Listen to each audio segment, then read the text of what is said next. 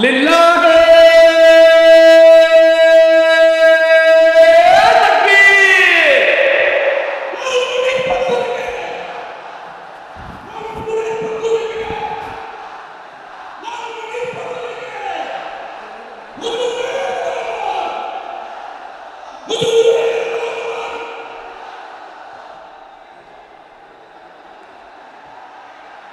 আমি একটু দেখতে চাই যে রংপুর বিভাগে কে কোন জেলা থেকে আপনারা এসেছেন। কুড়িগ্রাম থেকে কারা আসছেন দেখি, কুড়িগ্রাম। মাশাআল্লাহ মাশাআল্লাহ। আচ্ছা, গাইবান্ধা জেলার কে আসছেন? গাইবান্ধা, হ্যাঁ মাশাআল্লাহ। ঠাকুরগাঁও অনেকে আসছেন। দিনাজপুর জেলা থেকে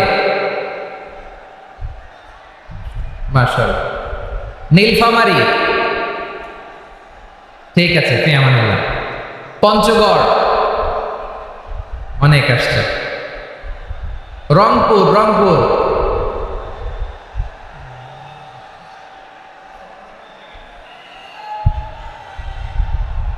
মাশাআল্লাহ মাশাআল্লাহ, ঠিক আছে। লালমনিরহাটের কারা দেখি, লালমনিরহাট।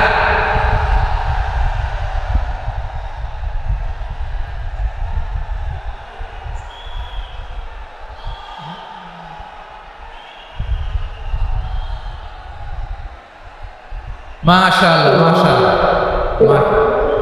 মাশাআল্লাহ।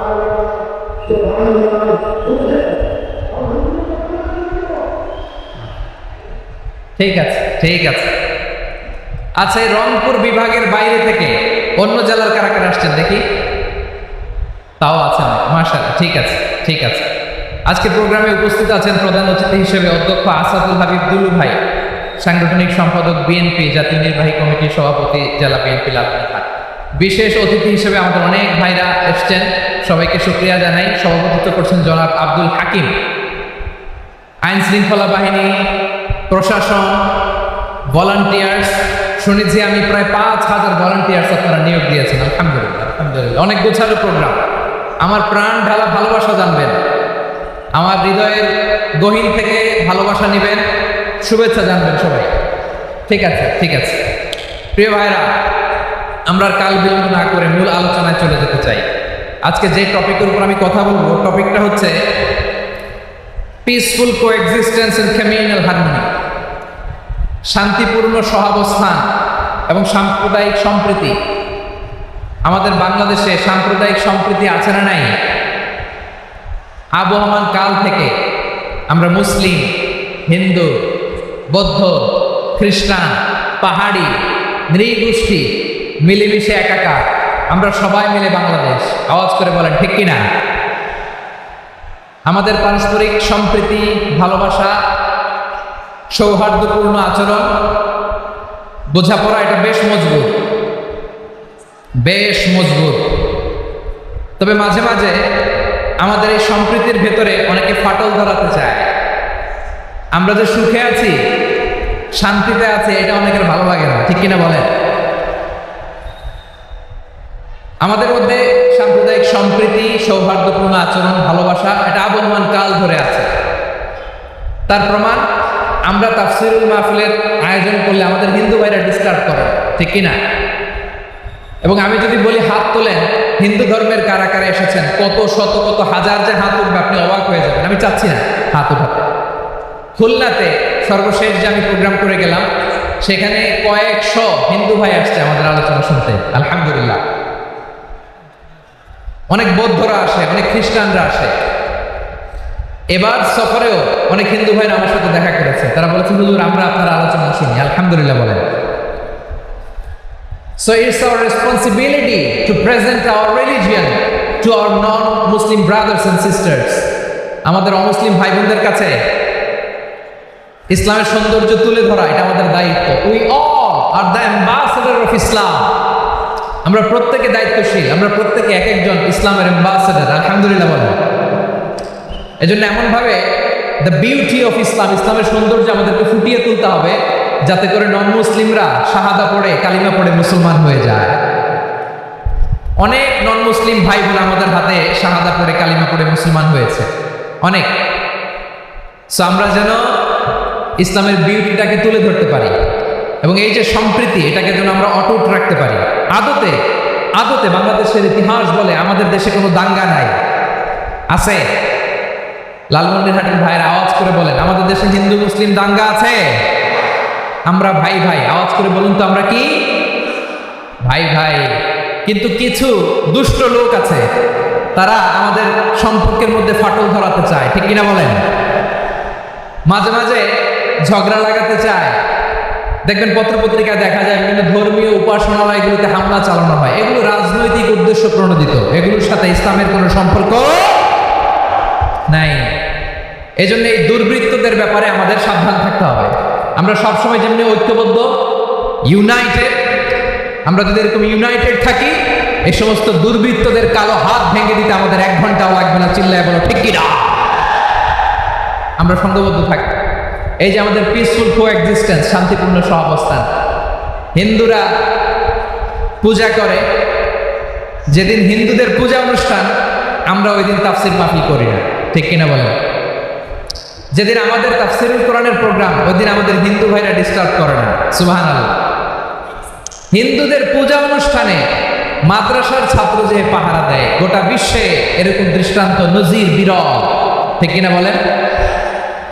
আইন শৃঙ্খলা বাহিনীর পাশাপাশি মাদ্রাসার ছাত্ররা যে সেখানে পাহারা দেয়, গোটা পৃথিবীতে এই দৃষ্টান্ত আপনি পাবেন।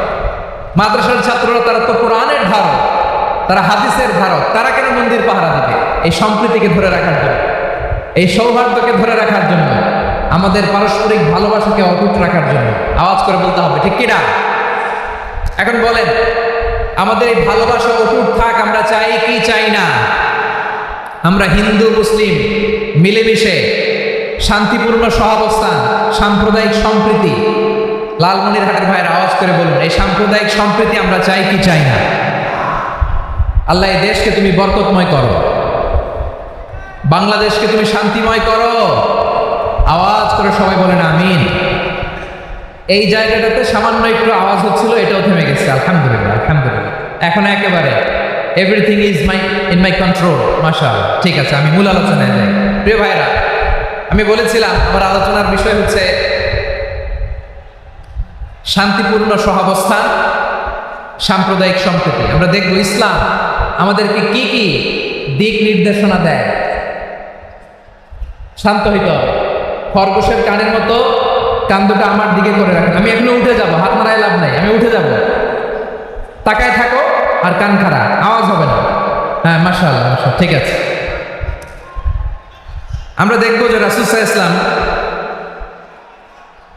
এই পিসফুল কোএক্সিস্টেন্সের জন্য আমাদের কি শিখিয়েছেন, কি কি গাইডলাইন দিয়েছেন।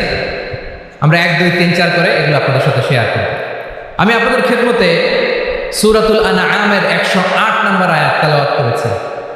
এখানে আল্লাহ রাব্বুল ইজ্জা ওয়াল জালাল তিনি ইরশাদ করছেন, ওয়ালা তাসুবুল্লাযীনা ইয়াদউনা মিন দুনিল্লাহি ফায়াসুবুল্লাহা আদওয়ান বিগাইরি ইলম কাযালিকা যায়্যান্না লিকুল্লি উম্মাতিন আমালাহুম সুম্মা ইলা রাব্বিহিম মারজিউহুম ফায়ুনাব্বিউহুম বিমা কানু ইয়ামালুন।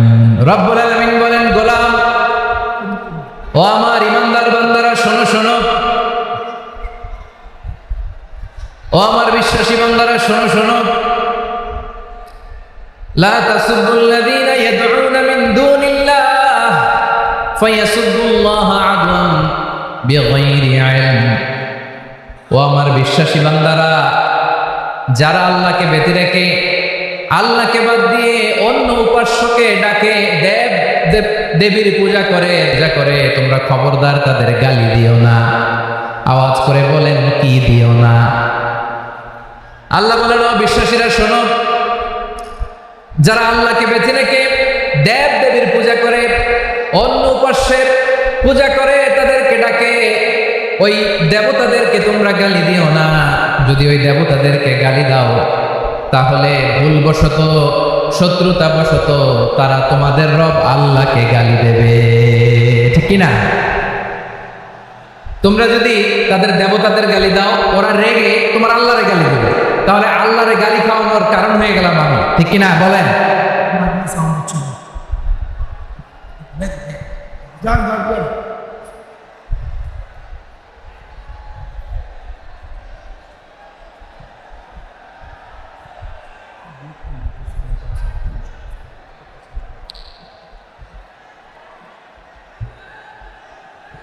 সম্মানিত ভাইয়েরা, এত বিশাল প্রোগ্রাম, মাইকের একটা সেট আপ থাকে, তারগুলো অনেক সময় নড়ে যায়, ধাক্কা ধাক্কিতে ডিসপ্লেস হয়, একটু ঝামেলা হবে।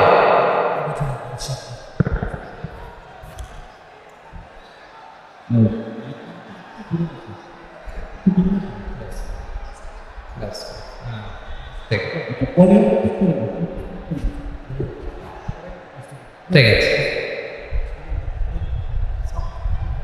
একটু একটু সমস্যা হবে মাঝে মাঝে। আপনারা শান্ত থাকলে, শান্ত থাকতে হবে। এইভাবে সাউন্ড নাই, এই নাই, এই বলতে বলতে আমার সময়ও নাই, উঠে যেতে হবে, এগুলো বোকামি। এই বিভাগীয় প্রোগ্রামগুলোতে যাই, চিৎকার চেঁচামেচি করে তোমরা আসো, সময় শেষ, আমাকে উঠে যেতে হয়, আমরা তো বঞ্চিত হলাম। গুরুত্বপূর্ণ অনেক কথা শোনাবো তোমাদের, অনেক। প্রিয় ভাইরা, আপনারা শান্ত হয়ে বসুন, শান্ত হয়ে। রব্বুল আলামিন বলেন, খবরদার বিশ্বাসীরা, আল্লাহ ছাড়া যারা অন্যান্য উপাস্যদেরকে ডাকে, দেবতাদেরকে ডাকে, তাদেরকে তোমরা গালি দিও না। ওই সমস্ত দেবতাদেরকে যদি তোমরা গালি দাও, তাহলে তারা আল্লাহকে গালি দিবে, ঠিক কিনা বলে? আমরা দেবতাদের গালি দিলে ওরা আল্লাহকে গালি দিবে। রব্বুল আলামিন বলেন, খবরদার দেবতাদেরকে গালি দিও না, তাহলে ওরা তোমার রব আল্লাহরে গালি দেবে। প্রতিটি জাতির জন্য তাদের কাজকে আমি আল্লাহ সুশোভিত করে রেখেছি, তারা সবাই একদিন আমার কাছেই ফিরে আসবে। এরপর আমি রব্বুল আলামিন তাদের আমলনামা তাদেরকে জানিয়ে দেব। সুবহানাল্লাহ পড়ে। প্রিয় ভাইরা, আল্লাহ তাআলা বলেছেন, খবরদার গালি দিও না। আদেশটা কার? আওয়াজ করে বলেন তো। হিন্দুদের দেবতা দেবদেবীদেরকে গালি দেওয়া যাবে না, আওয়াজ করে বলুন প্রিয় ভাইরা, এই আদেশটা কার? এই আপনাদের গলার আওয়াজ।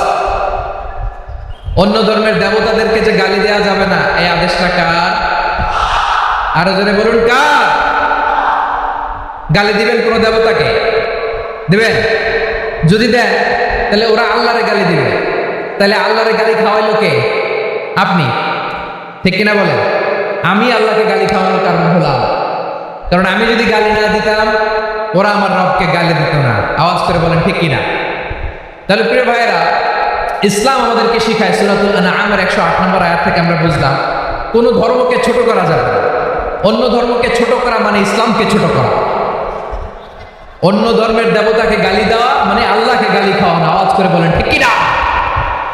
খবরদার, এটা করা যাবে না। আর অন্য ধর্মের দেবতাকে যদি আপনি গালি দেন, ওরা ইসলাম থেকে দূরে সরে যাবে। যাও ইসলামের প্রতি আকৃষ্ট হয়েছিল, আর কোনোদিন ইসলামের ধারে কাছে আসবে না। আওয়াজ করে বলেন ঠিক কিনা? এজন্য কখনো কোনোদিন অন্য ধর্মের দেবতাদেরকে গালি দেওয়া যাবে না। অন্য ধর্মের কোনো দেবতাদেরকে আমরা গালি দিব না, গালি দিব না, বরং ইসলামের beauty, the beauty of Islam, ইসলামের সৌন্দর্যকে আমরা তুলে ধরব। আমরা যদি বিশ্বনবী সাল্লাল্লাহু আলাইহি ওয়াসাল্লামের জীবনের দিকে তাকাই, তাহলে আমি দেখব বিষ্ণু ইসলাম মক্কাতে কিংবা মদিনাতে অন্য ধর্মের লোকদের সাথে খুব পিসফুলি লাইফ লিড করেছেন। হোক মুশরিক, হোক খ্রিস্টান, হোক ইহুদি, বিশ্বনবী সবার সাথে মিলেমিশে ছিলেন। আলহামদুলিল্লাহ বলেন। ইসলাম হচ্ছে পিসফুল রিলিজিয়ান। অন্য ধর্মের প্রতি সহনশীলতার সবক ইসলাম আমাদেরকে দেয়।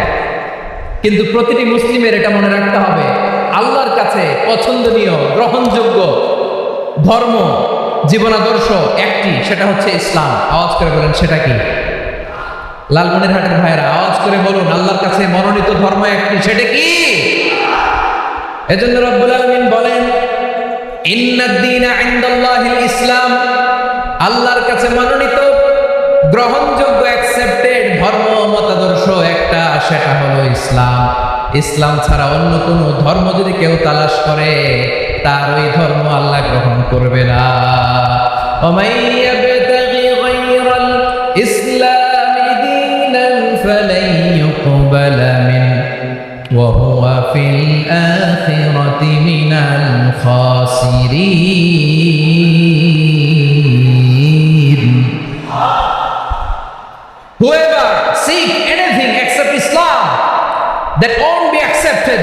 him and he will be loser in the day of judgment. কিয়ামতের দিন ইসলাম ছাড়া কেউ যদি অন্য কোনো ধর্ম তালাশ করেছে দুনিয়াতে, তার এই মতাদর্শ গ্রহণ করা হবে না। and he will be loser, সে হবে লুজার, ক্ষতিগ্রস্ত, হাই হাই কোম্পানির ম্যানেজার। ওর আমও শেষ, সালাও শেষ। আওয়াজ করে বলেন ঠিক কি না? এজন্য ইসলাম পেয়ে আমরা খুশি না বেজার?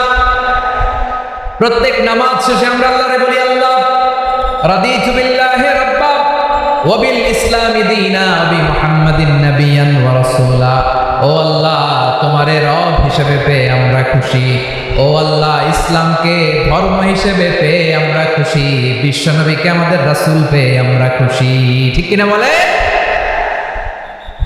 ইসলাম ছাড়া অন্য কোনো ধর্ম আমরা গ্রহণ করব না। ঠিক কিনা বলেন? আল্লাহর কাছে অ্যাকসেপ্টেড রিলিজিয়ান একটা, সেটা ইসলাম। তো বিশ্বনবী সাল্লাল্লাহু আলাইহি ওয়াসাল্লাম মক্কাতে কিংবা মদিনাতে খুব পিসফুলি এক্সিস্ট করেছেন, যে কোনো ধর্মের সাথে মিলেমিশে চলেছেন। তার প্রমাণ আমরা যদি রাসূল সাল্লাল্লাহু আলাইহি ওয়াসাল্লামের বায়োগ্রাফির দিকে তাকাই, তাহলে দেখব তিনি মুশরিকদের সাথে পিস ট্রিটি করেছেন, শান্তি চুক্তি, পিস ট্রিটি, পিস এগ্রিমেন্ট। আপনারা হুদাইবিয়ার সন্ধির নাম শুনেছেন?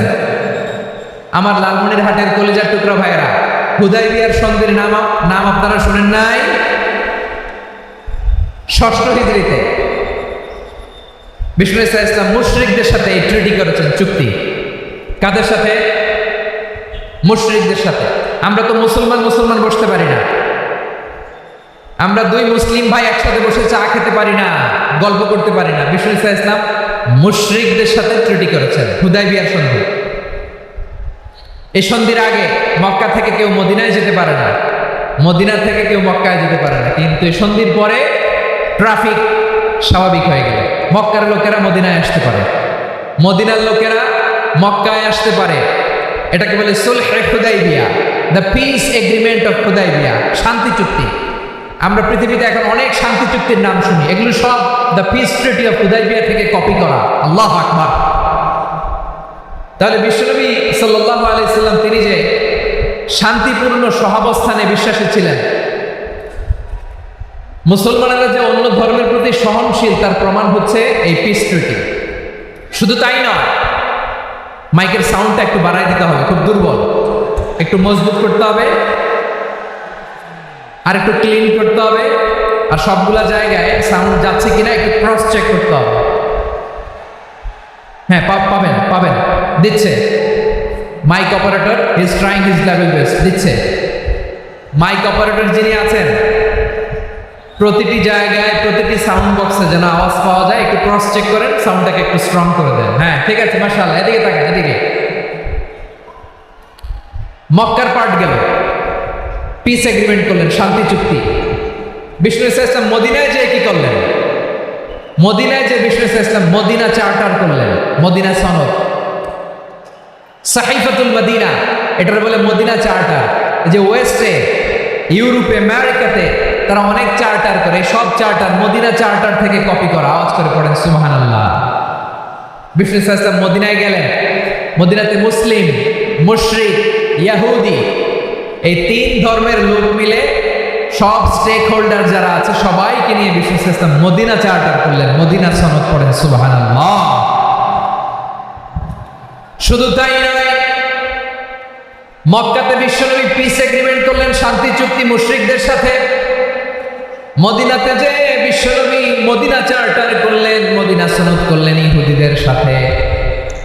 আবার মদিনাতে বিশ্বনবী ইহুদিদের সাথে পিস ডায়ালগ করলেন, ইন্টারফেথ ডায়ালগ করলেন, আন্তধর্মীয় সংলাপ করলেন। যে সংলাপের মূল ভিত্তি ছিল তাওহীদ।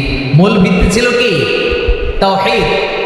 বিশ্বনবী ইহুদিদেরকে ডাকলেন, আহ্বান করলেন, কুল ইয়া আহলাল কিতাবি তাআলাউ ইলা কালিমাতিন সাওয়াইন বাইনানা ওয়া বাইনাকুম আল্লা না'বুদা ইল্লাল্লাহ ওয়া লা নুশরিকা বিহি শাইআন ওয়া লা ইয়াত্তাখিযা বা'দুনা বা'দান আরবাবান মিন দুনিল্লাহ فإن تولوا فقولوا اشهدوا بأننا مسلمون. সুবহানাল্লাহ পড়ে। বিশ্বনবী মদিনার ইহুদিদের ডেকে বললেন, ও ইহুদিরা, শোনো শোনো, আসো এমন একটা আদর্শের প্রশ্নে আমরা একত্রিত হই যে আদর্শের প্রচার তোমাদের নবীরাও করেছে, আমিও করি।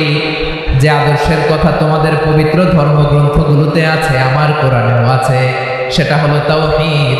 আমরা এক আল্লাহ ছাড়া কারো ইবাদত করব না, আল্লাহর সাথে কাউরে শরীক করব না, আল্লাহ ছাড়া কাউরে রব মানব না। পড়েন সুবহানাল্লাহ। তাহলে আমার প্রিয় লালমনিরহাটের ভাইরা, মদিনাতে যেয়ে তিনি মদিনা চার্টার করলেন, মদিনা সনদ, পিস ডায়ালগ করলেন, শান্তির সংলাপ, ইন্টারফেথ ডায়ালগ করলেন, আন্তঃধর্মীয় সংলাপ, যার ভিত্তি ছিল তাওহীদ। সুবহানাল্লাহ পড়েন। তাহলে অন্য ধর্মের প্রতি সব সময় ইসলাম সহনশীল, টলারেন্স। যদি আপনি দেখতে চান ইসলামের নবী বিশ্ব নবীর দিকে তাকান, ঠিক কিনা বলেন? আমরা তো সংখ্যালঘুদের রাইটস প্রোটেক্ট করার জন্য কত আইন বানাই, কত বৈঠক করি, কত সংবাদ সম্মেলন করি। বিষ্ণু সাল্লাল্লাহু আলাইহি ওয়াসাল্লাম সংখ্যালঘুদের রাইটসের ব্যাপারে, অধিকারের ব্যাপারে যে কথা বলেছেন, শুনলে আপনি অবাক হয়ে যাবেন। বিশ্বনবী বলেন, আলা মান যালামা মুআহাদান আও ইনতাকাসাহু আও কাল্লাফাহু ফাওকা তাআতিহি আও কাল্লাফাহু ফাওকা তাকাতিহি আও আখাযা মিনহু শাইআন বিগাইরি তিবি নাফসিন ওয়া আনা হাজিজুহু ইয়াউমাল কিয়ামা। খবরদার, জেনে রাখো, কেউ যদি কোনো সংখ্যালঘুর উপরে অত্যাচার করে, কোনো সংখ্যালঘুর প্রাপ্য থেকে যদি কেউ কাউকে ঠকায়, সংখ্যালঘুর উপর যদি কেউ কষ্ট দেয়, কোনো সংখ্যালঘুর সম্পদ যদি কেউ জোর করে কেড়ে নেয়, আমি কিয়ামতের দিন বিশ্বনবী ওই সংখ্যালঘুর পক্ষে আর ওই মুসলমানদের বিপক্ষে বাদী হয়ে দাঁড়াবো। সুবহানাল্লাহ বলতে পারলেন না? আল্লাহু আকবার। আপনি নামাজি, আপনি মুসল্লি, আপনি হাজী সাহেব, তাহাজ্জুদ পড়তে পড়তে কপালে দাগ ফেলে দিছেন, আপনার প্রতিবেশী হিন্দু, ভাবছেন আমার তো পাওয়ার আছে, ওর জমিটা দখল করি। বিশ্বনবী বলেন, কিয়ামতের দিন ওই হিন্দুর পক্ষে তোর বিরুদ্ধে আমি বাদী হয়ে দাঁড়াবো। পৃথিবীর কোন ধর্মের এরকম স্টেটমেন্ট পাবেন? পাবেন? আপনি ভাবছেন আপনি নামাজ পড়লে হাজী সাহেব কপালে দাগ ফেলাই দিলে আপনি সেলসেলায় জান্নাতে চলে যাবেন না? খবরদার। বিশ্বনবী বলেন, কোন সংখ্যালঘুর উপর যদি কেউ আক্রমণ করে, তার প্রাপ্য তাকে না দিয়ে যদি তাকে ঠকায়, তার উপর জুলুম করে, তার সম্পদ যদি কেড়ে নেয়, আমি নবী, তুমি মুসলিম হইতে পারো, মুসল্লি হইতে পারো, তার পক্ষে, তোমার বিপক্ষে আল্লাহর দরবারে বাদী হয়ে দাঁড়াবে। আচ্ছা লালমনিরহাটের ভাইরা, কথা বুঝতে পারলে আওয়াজ করে উত্তর দেন। বিশ্বনবী যদি কারো বিপক্ষে দাঁড়ায় কিয়ামতের দিন, আই রিপিট, আমি আবার বলছি, বিশ্বনবী যদি কিয়ামতের দিন কারো বিপক্ষে দাঁড়ায়, ও তো সেলসেলায় জান্নাতি, তাই না? জান্নাতিরা, যে নবীর সুপারিশ ছাড়া জান্নাতের গেটও দেখা যাবে না, ওই নবী যদি বলে তোর বিপক্ষে আমি বাদী হয়ে দাঁড়াবো, ওই জান্নাতে আর ঢোকার কোনো সুযোগ আমাদের থাকবে? এখানেই শেষ না আমার প্রিয় লালমনিরহাটের ভাইয়েরা, এখানেই শেষ নয়। বিশ্বনবী বলেন, মান কাতালা মুআহাদান, বুখারীর বর্ণনা, মান কাতালা মুআহাদান লাম ইয়ারা রাইহাতাল জান্নাহ। কেউ যদি, কোনো মুসলিম যদি অন্যায়ভাবে কোনো সংখ্যালঘুকে হত্যা করে, কোনো হিন্দুকে হত্যা করে, কোনো বৌদ্ধরে হত্যা করে, অন্যায়ভাবে কোনো মুসলিম যদি কোনো সংখ্যালঘুরে হত্যা করে, জান্নাতে যাওয়া তো দূরের কথা, ওই মুসলিম জান্নাতের ঘ্রাণ পাবে না। সেই বুখারীর বর্ণনা, মান কাতালা মুআহাদান লাম ইয়ারা রাইহাতাল জান্নাহ ওয়া ইন্না রিহাহা লা ইউজাদু মিন মাসিরাতি 40 আমা। যে জান্নাতের ঘ্রাণ 40 বছর দূরের রাস্তা থেকেই পাওয়া যায়। সুবহানাল্লাহ পড়ুন। প্রিয় ভাইরা, এখান থেকে জান্নাতে পৌঁছতে লাগবে 40 বছর। এত দূর, কত বছর? সবাই বলেন কত বছর? এখান থেকে জান্নাতে পৌঁছতে লাগবে 40 বছর। এত দূরে থাকতে জান্নাতের ঘ্রাণ আপনার নাকে এসে ধাক্কা মারবে।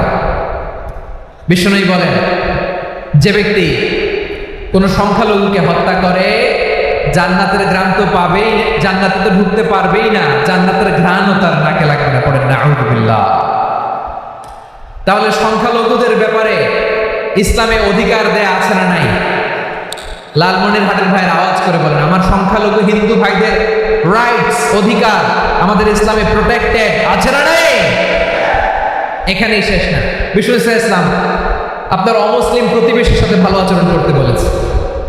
আমাদের হয় না, এটা মুসলিম পাড়া, ওটা বৌদ্ধ পাড়া, হয় না? অনেক সময় হয় না, এটা আমাদের মুসলিম পাড়া, ওইটা হিন্দু পাড়া, এরকম আছে না নাই?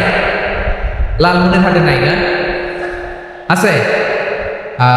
হিন্দু যদি আপনার প্রতিবেশী হয় কি করবেন? ওরা কষ্ট দিবেন নাকি?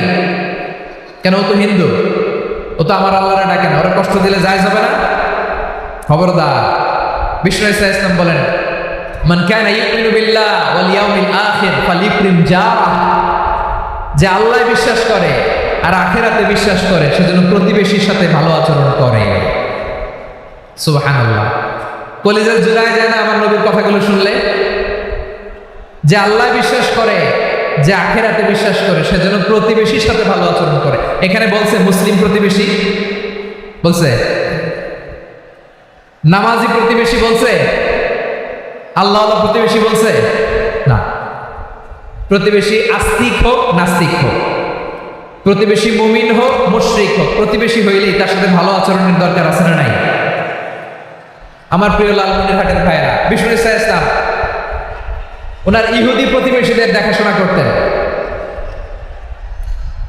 আওয়াজ না শোনা যাক, আমারও তো দেখা যায়, তাকায় থাকে, তাকায় থাকলে সওয়াব হবে। কোরআনের কথা যেখান থেকে হয় এদিকে তাকায় থাকলেই বরকত, তাকায় থাকে না। জি জি, মাইক, আমি তার মাইক ঠিক করতে আসি না, এদিকে এই মাইক ঠিক করবো, ওই মাইক ঠিক করবো, ওদিকে পাইলট বলতে হুজুর চলে আসেন। জি বসুন বসুন, মাশাআল্লাহ, হ্যাঁ খুব শান্ত, ঠিক আছে। পুলিশ ভাইরা না খেয়ে দিনরাত আপনারা যাতে সুশৃঙ্খল একটা প্রোগ্রাম উপহার পান এটাই চেষ্টা করতেছে, আপনাদেরকে কষ্ট দিতে আসে নাই, একটু একটু সহযোগিতা করেন। জি মাশাআল্লাহ, হ্যাঁ ঠিক আছে। আমার প্রিয় ভাইরা, প্রতিবেশী আস্তিক হোক নাস্তিক হোক, মুসলিম হোক হিন্দু হোক, তার সাথে ভালো আচরণ করতে হবে। বিষ্ণু ইসলাম ওনার ইহুদি প্রতিবেশীর বাসায় যেতেন। কোন প্রতিবেশী?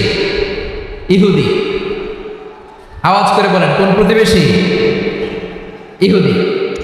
এক ইহুদি কিশোর বিষ্ণু ইসলামের খেদমত করতে, ইহুদি ছেলে আমার নবীর খেদমত করতো, তারা ছিল নবীর প্রতিবেশী। তো অনেকদিন হয় ইহুদি ছেলেটা আসে না। বিষ্ণুনবী খোঁজ দিলেন, ঘটনা কি? একটা ইহুদি ছেলে না আমার খেদমতে আসতো, ছেলেটা কই? খোঁজ নিয়ে জানলেন ছেলেটা অসুস্থ।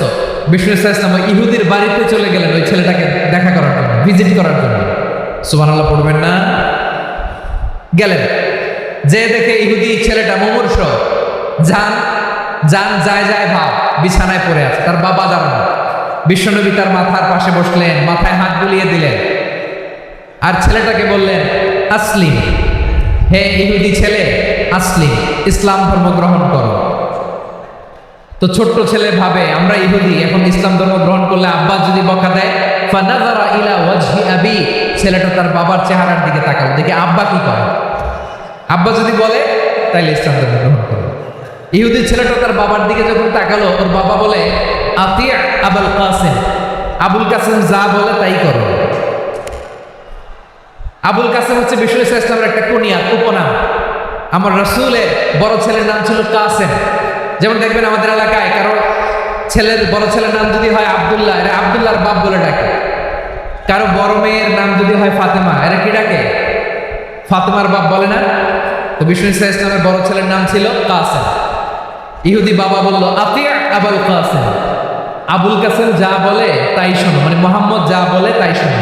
এই কথা শুনে ছেলে সাহস পাইছে, ছেলে আবার পড়তে আরম্ভ করলো আশহাদু আল্লাহ ইলাহা ইল্লাল্লাহ ওয়া আশহাদু আন্না মুহাম্মাদার রাসূলুল্লাহ, পড়েন আল্লাহু আকবার। বিশ্বনবীর আহ্বান শুনে ওই আহ্বানে সাড়া দিয়ে ইহুদি ছেলে শাহাদা পড়ে মুসলমান হয়ে গেল। তার হৃদয়টারে ঈমানের নূর দিয়ে আলোকিত করে দিল কে? প্রিয় ভাইরা, এবার রাসূল সাল্লাল্লাহু আলাইহি ওয়াসাল্লাম বের হয়ে আসলেন ঘর থেকে, আর বললেন আলহামদুলিল্লাহিল্লাযী আনকাযাহু মিনান নার, প্রশংসা সে আল্লাহ, যে আল্লাহ জাহান্নামে চলে যাচ্ছিল প্রায় এমন একটা লোককে মুহূর্তের মধ্যে কালেমায়ে শাহাদাতের বদৌলতে জান্নাতি বানায় দিলেন। আওয়াজ করে পড়েন সুবহানাল্লাহ। এই হাদিস থেকে আমরা কি শিখলাম? What is the moral of the story? এক নম্বর স্টোরি হলো, প্রতিবেশী ইহুদি হোক হিন্দু হোক, যাবেন, সুসম্পর্ক রাখবেন, উপহার দিবেন, বিপদে পাশে দাঁড়াবেন, তাইলেই তো আপনাদের প্রতি, মুসলমানদের প্রতি তারা আকৃষ্ট হবে, ঠিক কিনা বলেন? আপনি যদি হিন্দুদের সাথে বৌদ্ধদের সাথে নাই মিশেন, নাস্তিকের কাছে নাই যান, তো ইসলামের সৌন্দর্যটা ওরা বুঝবে কেমনে? আমার অনেক হিন্দু পরিচিত ভাই আছে, ওরা আমাদের ইফতারির প্রোগ্রামে এসে একসাথে ইফতারি করে।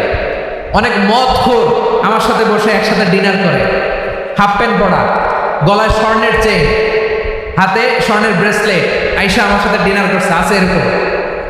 গাঁজা খাও, আমি বলে আসো, welcome welcome to my dinner, আসো বসো। বসলেই তো আমি ওর ডিএনএ, চিন্তার ডিএনএ চেঞ্জ করে দেওয়ার সুযোগ পাবো, চিল্লায় বলো ঠিক কিনা? আসতে হবে আমার কাছে। Our door is open, the door of Islam is open 24/7। সব সময় আমাদের ইসলামের দরজা আমার অমুসলিম ভাইদের জন্য খোলা আছে না নাই? এই হাদিস থেকে দুইটা শিক্ষা। এক নম্বর শিক্ষা, প্রতিবেশী মুসলিম হোক অমুসলিম হোক, যান, অসুস্থ হলে একটু আপেল নিয়ে যান, আঙ্গুর নিয়ে যান, কমলা নিয়ে যান, তাদের সাথে ভালো আচরণ করে। ইসলামের বিউটি দেখে, সৌন্দর্য দেখে অবাক হবে, নসিব ভালো হলে কোনোদিন কালিমা পড়ে মুসলমান হয়ে যাবে, ঠিক কিনা বলেন? তাহলে অমুসলিমের সাথে ভালো সম্পর্ক। বিশ্বনবী ইহুদির বাড়িতে গেলেন, ইহুদির বাড়ি, আর আমার মুসলমান ভাই আমার কাফের বলে, এরকম আছে না নাই? মুসলিমরা দেখতে পারে না, সহ্য করতে পারে। বিশ্বনবী সাল্লাল্লাহু আলাইহি ওয়াসাল্লাম ইহুদির বাড়িতে গেলেন, এটা একটা শিক্ষা। আরেকটা শিক্ষা হলো, ভাইয়েরা ধাক্কা মেরে এসে সামনে এসে কি লাভ? প্রোগ্রাম তো শেষ হচ্ছে, এখনই শেষ হচ্ছে তো। এই যে আমাদের বকশি ভাই ওয়াদা নিল, হাত তোলালো, মিম বলে এত কথা বললো, তো আমি জেলায় জেলায় যে খালি হাত নাড়াই তোমাদের জন্য নাকি? হ্যাঁ, হাত নাড়াই শুধু। এই ধাক্কাইতে ধাক্কাইতে এদিকে এসে হাত নাড়াইতেছে, হয়েছে তো, দেখলাম তো, ঠিক আছে, মাশাআল্লাহ, অনেক সুশৃঙ্খল, অন্যান্য যে কোনো জেলার জন্য সুশৃঙ্খল। আমার দিকে তাকাও, আমার দিকে তাকাও, ঠিক আছে। এই যে দাঁড়িয়ে আছে, একটা ছেলে নড়ে না, দেখছেন? মাশাআল্লাহ মাশাআল্লাহ মাশাআল্লাহ। হ্যাঁ, এইভাবে। আর কয়েকটা মজাদার কথা আছে, শুনো। এই হাদিস থেকে আমাদের শিক্ষা হলো, আমার প্রতিবেশী যেই ধর্মের হোক আমি সম্পর্ক রাখবো। অসুস্থ হলে যাবো, কি বলেন ভাইরা? যাবেন না? যাবেন না আপনারা? আচ্ছা, 2 নম্বর শিক্ষা হলো, বিশ্বনবী সাল্লাল্লাহু আলাইহি ওয়াসাল্লামের খাদেম ছিল ইহুদি। এতদিন খেদমত করলে একদিনে বিশ্বনবী ওর কালিমার দাওয়াত দেয় নাই। কারণ কি? বিশ্বনবী একটা ভালো সময়ের অপেক্ষা করতেছিলেন, প্রপার টাইমিং। দাঈর কাজ হচ্ছে দাঈ ইলাল্লাহ, সে হচ্ছে সুযোগ সন্ধানী। দাঈ সুযোগ খোঁজে, কখন দাওয়াত দিলে ব্যাটে বলে হবে, ঝোপ বুঝে কোপ মারে, ঠিক কিনা বলেন? বিশ্বনবী সাল্লাল্লাহু আলাইহি ওয়াসাল্লাম ভালো সময়ের অপেক্ষা করতেছিলেন, দেখি ভালো সময় আসুক আসুক আসুক আসুক। আস্তে আস্তে এমন সময় আসছে, ছেলে এবার মুমূর্ষ। অসুস্থ ব্যক্তির হৃদয় অত্যন্ত নরম থাকে। হসপিটালে যখন কেউ যায় তার হৃদয়টা বড্ড নরম থাকে, মৃত্যুর ভয়ে তার অন্তরটা নরম থাকে, ঠিক কিনা বলেন? এই প্রপার টাইমিং এর অপেক্ষা করতেছিলেন। যখনই টাইমিং পেয়েছেন, দাওয়াত দিলেন, পড়ো লা ইলাহা ইল্লাল্লাহ, সুবহানাল্লাহ পড়েন সবাই। তাহলে ইসলাম অমুসলিম প্রতিবেশীর সাথে ভালো আচরণ করতে পারে। ইসলাম অমুসলিম মাতা পিতার সাথেও ভালো আচরণ করতে পারে। মাতা পিতা যদি অমুসলিম হয়, তারা ফেলে দিতে পারবেন? পারবেন? পারবেন? আমার লালমনিরহাটের ভাইরা, অনেক হিন্দু ছেলে আমাদের হাতে শাহাদা পড়ে মুসলিম হয়, কিন্তু ওর মা মুসলমান হয় নাই, বাবাও হয় নাই, এরকম আছে না নাই? তো ও হয়েছে মুসলিম, মা বাপ হিন্দু, এখন মা বাপ কি বাদ? হ্যাঁ, মা বাপ বাদ দেয়া যাবে? যেই মা আপনারা 9 মাস 8 মাস পেটে ধারণ করলো, আপনার মায়ের নার ছেড়া ধন, আপনি ওই মারে বাদ দিতে পারবেন? যে মায়ের বুকের তাজা দুধ খেয়ে আপনি আজকে বাড়ন্ত তাজা তরতাজা, ওই মারে বাদ দেওয়া যাবে? মায়ের এক ধারে দুধের দাম, কাটিয়া গায়ের চাম, পাপোশ বানাইলে ঋণের শোধ হবে না, এমন দরদি হবে কেউ হবে না আমার মা গো। মায়ের এক ধারে দুধের দাম, কাটিয়া গায়ের চাম, পাপোশ বানাইলে ঋণের শোধ হবে না, এমন দরদি হবে কেউ হবে না আমার মা গো, ঠিক কিনা? মাকে তো বাদ দেওয়া যায় না।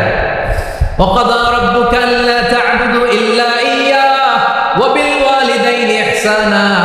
আল্লাহ বলে, অবধারিত তোমাদের জন্য এক আল্লাহর ইবাদত করবা আর মা বাবার প্রতি ইহসান করবা। আদেশটা কার? মা বাবার প্রতি ইহসান করতে হবে। আমার মা হিন্দু হোক, ভালো আচরণ করতে হবে। বৌদ্ধ হোক, ভালো আচরণ করতে হবে।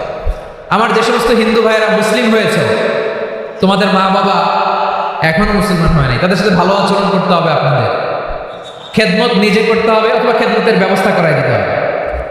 মান্থলি যে খরচ লাগে এটা দিতে হবে। আরে তুমি এখন মুসলিম, তোমার মা বাবা হিন্দু, এখনই তো সুযোগ ইসলামের সৌন্দর্য দেখানো। এখন মা বাবা যদি দেখে আরে এটা হিন্দু থাকতে তো বদমাইশ ছিল, বেয়াদব ছিল, কি এমন ধর্ম সে গ্রহণ করলো যেটা গ্রহণের সাথে সাথে সে পাল্টে গেল? কি এমন ধর্ম সে গ্রহণ করেছে যেটা তার জীবনকে আলোকিত করে দিয়েছে? নসিব ভালো হলে তারাও কালিমা পড়ে মুসলমান হয়ে যাবে। বিষ্ণু ইসলামের স্ত্রীর নাম ছিল আয়েশা রাদিয়াল্লাহু তাআলা আনহা, আবু বকর রাদিয়াল্লাহু তাআলা আনহুর মেয়ে। আবু বকর রাদিয়াল্লাহু তাআলা আনহুর আরেক মেয়ের নাম হচ্ছে আসমা। কি নাম? দুজনই আবু বকর রাদিয়াল্লাহু তাআলা আনহুর মেয়ে, আসমা আর আয়েশা। নাম দুটা কেমন লাগে? আসমা নামটা কেমন লাগে? আয়েশা নামটা কেমন লাগে? সবার ভালো লাগে নাই? নাম দুটো আপনাদের ভালো লাগে? লালমনিরহাটে অনাগত যদি কন্যা সন্তান হয়, যদি মনে চায় আসমা রেখে দিতে পারবেন, যদি মনে চায় আয়েশা রেখে দিয়ে। দেশে বিদেশে এয়ারপোর্টে রাস্তাঘাটে শুধু বলে হুজুর একটা নাম দেন, আমার ছেলের একটা নাম দেন, মেয়ের একটা নাম দেন। তো আমার মনে আছে যশোরের আবদিনের মাহফিলে আমি একটা দুটা নাম দিয়েছিলাম। আজকে লালমনিরহাটের এই প্রোগ্রামে কন্যা সন্তান যদি হয় দুটো নাম দিলাম, আসমা কিংবা আয়েশা। ইনশাআল্লাহ পড়ে। দুজন বোন, এক মায়ের নাম, বাবা এক মা দুজন। আয়েশা রাদিয়াল্লাহু তাআলা আনহার মায়ের নাম উম্মে রুমান, আর আসমা রাদিয়াল্লাহু তাআলা আনহার মায়ের নাম কুতাইলা বিনতে আব্দুল উজ্জা।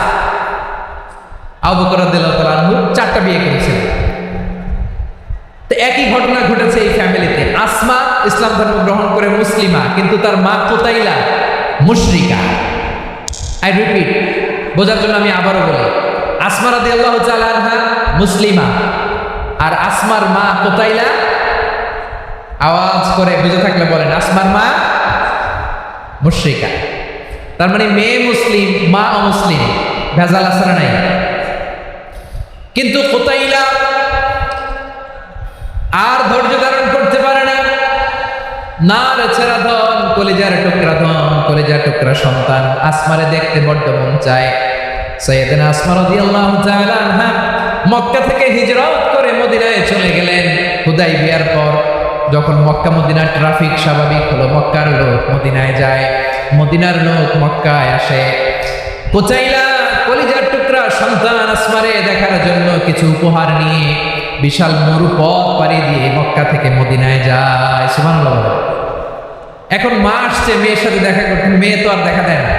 মেয়ে ভাবছে আমার মা তো মুশরিকা, অপবিত্রা, তার সাথে কি দেখা দেয়া যাবে? বিশ্বনবীর দরবারে চলে গেলেন। সুবহানাল্লাহ। কি সৌভাগ্যবান ছিল তারা, মাসলা জানার দরকার হলেই নবীর দরবারে চলে যেত। ঘরে বউয়ের সাথে ঝগড়া হলে নবীর দরবারে চলে যেত। অনেক সাহাবী বলে আমার পেটে ক্ষুধা লাগলে আমি নবীর কাছে চলে যেতাম, কারণ নবীর চেহারার দিকে তাকালেই আমার পেটের ক্ষুধা মিটে যেত। সাইয়েদনা আসমা রাদিয়াল্লাহু তাআলা আনহা বিশ্বনবীর কাছে চলে গেলেন, যে বললেন ইয়া রাসূলুল্লাহ ইয়া হাবিবাল্লাহ ইন্না উম্মি কাদিমাতুন ইলাইয়া ওয়া হিয়া রাগিবা।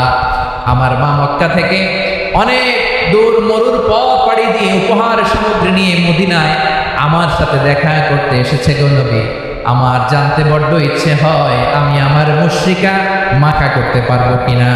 আফা আসিলুহা, আগে যেমনি আমি আমার মায়ের সাথে ভালো আচরণ করতাম, যেমনি আমি আমার মায়ের সাথে সদাচরণ করতাম গো নবী, এখন আমি মুসলিমা, মা মুশরিকা, এখনো কি আগের মতো সদাচরণ করতে পারবো নাকি?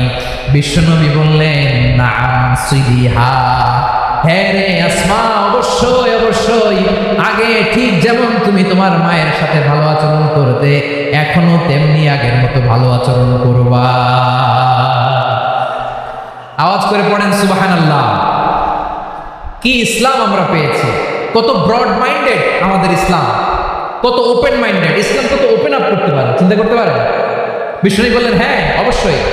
নাম সুলিহা, আগে যেমনি ভালো আচরণ করছো আসমা, এখন ওইরকমই করো, পারলে আরো বাড়াই করো। সুবহানাল্লাহ বলেন। তাহলে আমার যে হিন্দু ভাইয়েরা, হিন্দু বোনেরা, ইমানের বদৌলতে দৌলতে আপনি ধন্য হয়েছেন, আপনার আম্মা আব্বা এখন মুসলমান হয় নাই, তাদের জন্য দোয়া করেন, তাদের জন্য দোয়া করেন, আল্লাহ যেন তাদেরকেও ইমানের দৌলত দান করে। আমরা সবাই পড়ি আমিন, আরো জোরে পড়েন আমিন। এখন বলেন, ইসলাম কি ন্যারো মাইন্ডেড রিলিজিয়ান না ব্রড মাইন্ডেড? লালমনিরহাটের যুবক ভাইরা আওয়াজ করো, ইসলাম কি ন্যারো মাইন্ডেড না ব্রড মাইন্ডেড? কতটা ব্রড মাইন্ডেড দেখেন, বিশ্বনবী সাল্লাল্লাহু আলাইহি সাল্লাম অমুসলিমরা যদি নবীকে উপহার দিত, ওই উপহারও বিশ্বনবী গ্রহণ করতেন। সুবহানাল্লাহ পড়েন। আপনার অমুসলিম বন্ধু যদি উপহার দেয়, সেটাও আপনি নিতে পারবেন, যেটা নেওয়া যায়। কিন্তু আপনার বন্ধু যদি আপনার মদের বোতল দেয়, নিতে পারবেন? হ্যাঁ, মদের বোতল দিলে পারবেন না। আপনার বন্ধু যদি আপনার পর্ক দেয়, পর্ক, শুকরের গোশত মিশ্রিত কোনো খাবার, ওটা নিতে পারবেন না। হালাল যে কোনো জিনিস নিতে পারবেন। বিশ্বনবী সাল্লাল্লাহু আলাইহি ওয়াসাল্লাম অমুসলিমদের দেয়া হাদিয়া গ্রহণ করতেন। কেমন নবী ছিলেন? আমার নবীরে চিনে নেন, আমার নবীর অ্যাটিটিউড জেনে নেন। বিশ্বনবী সাল্লাল্লাহু আলাইহি ওয়াসাল্লাম যখন কোনো জনপদে যেতেন, 3টা অপশন নিয়ে যেতেন। প্রিয় ভাইয়ের আওয়াজ করে বলতে হবে, কোনো জনপদে গেলে আমার নবীর অপশন থাকতো কয়টা? আমার মতো 3 আঙ্গুল উঁচু করে দেখান আর বলুন, আমার নবী কোন জনপদে গেলে কয়টা অপশন নিয়ে যেতে? 1 নাম্বার অপশন আসলিম তাসলাম। নতুন এলাকায় গেলে বলতেন আসলিম তাসলাম, ইসলাম ধর্ম গ্রহণ করো, শান্তিতে থাকবা, আমার ভাই হয়ে যাবো, আমরা ভাই ভাই। ইসলাম মানো, আমরা ভাই ভাই। অপশন নাম্বার কত? 1। যদি বলে না ইসলাম মানবো না, ওকে, অপশন নাম্বার 2, মুসলিম হওয়ার দরকার নাই, লা ইকরাহা ফিদ্দিন, ইসলামে কোনো বাড়াবাড়ি নাই। খ্রিস্টান আছো থাকো, বৌদ্ধ আছো থাকো, ইহুদি থাকতে চাও থাকো, কিন্তু আমরা যেহেতু রিজিওনাল সুপার পাওয়ার, আমাদের আন্ডারে থাকো, ট্যাক্স দিয়া থাকো, এটা বলে জিজিয়া। আলেম যারা আছেন বুঝবেন, এটা আরবিতে কি বলে? জিজিয়া। You pay us the tax, we will give you the security. তোমরা ট্যাক্স দিবা, আমরা সিকিউরিটি দিব, আমাদের আওতায় থাকবে, কেউ তোমাদেরকে আক্রমণ করতে পারবে না, আমরা নিরাপত্তা দিব। সুবহানাল্লাহ বলে। এটা অপশন নাম্বার কত? আচ্ছা, বুঝে থাকলে বলেন 1 নাম্বার অপশন কি ছিল? ইসলাম। ইসলাম মানো শান্তিতে থাকবা, ভাই ভাই, আমরা ভাই ভাই। অপশন নাম্বার 2, ট্যাক্স দাও, আমরা নিরাপত্তা দিব, মুসলিম হওয়া লাগবে না। এখন 1 নাম্বারও মানে না, 2 নাম্বারও মানে না, মুসলিম হবো না, ভালো, খ্রিস্টান থাকো, ট্যাক্স দাও, আমরা সিকিউরিটি দেব না, এইটাও মানি না। বিষ্ণু বলেন, তাহলে তলোয়ার আমাদের আর তোমাদের মাঝে ফয়সালা করবে। মুসলিমও হবে না, ট্যাক্স দিবা, নিরাপত্তা দিব, আমরা সুপার পাওয়ার, আমাদের আন্ডারে থাকবে, এটাও না। তাহলে তোমাদেরকে তো আমরা বিশ্বাস করতে পারি না, কখন না কখন বিশ্বাসঘাতকতা করো, কার সাথে মিলে হাত মিলাও, তলোয়ার আমাদের মাঝে ফয়সালা করবে। তখন তিনি জেহাদের সশস্ত্র সংগ্রামের ঘোষণা দিতেন। সুবহানাল্লাহ পড়ে। দেখেন, পশ্চিমারা জেহাদকে এইভাবে চিত্রায়িত করে না। ওরা জেহাদ বলতে বোঝায় তলোয়ার, হাত কাটো, গলা কাটো, না। জেহাদ সশস্ত্র সংগ্রাম 3 নম্বরে। অধিকাংশ ক্ষেত্রে বিশ্বনবীর সুন্দর আচরণ দেখে, আরে আমার নবীর যে নুরানি চেহারা, অনেকে তো কেবল সিরেফ চেহারাটা দেখেই কালিমা পড়ে মুসলমান হয়ে গিয়েছে। যারা মুসলিম হয় নাই, তারা তাদের ইসলামী বলবৎ ছিল, ট্যাক্স দিয়ে ইসলামের আন্ডারে ছিল। যারা এটাও মানে নাই, ওইটাও মানে নাই, তাদের বিরুদ্ধে জেহাদ। বিষ্ণু ইসলাম 7ম হিজরিতে যখন খায়বার বিজয়ের পরে ইসলাম রিজিওনাল সুপার পাওয়ার হিসেবে আত্মপ্রকাশ করলো, বিশ্বনবী চিঠি লিখলেন অন্যান্য সুপার পাওয়ারের কাছে, রাষ্ট্রীয় চিঠি লেখে এক রাষ্ট্রপ্রধান আরেক রাষ্ট্রপ্রধানের কাছে, ঠিক কিনা বলেন? জানেন না আপনারা?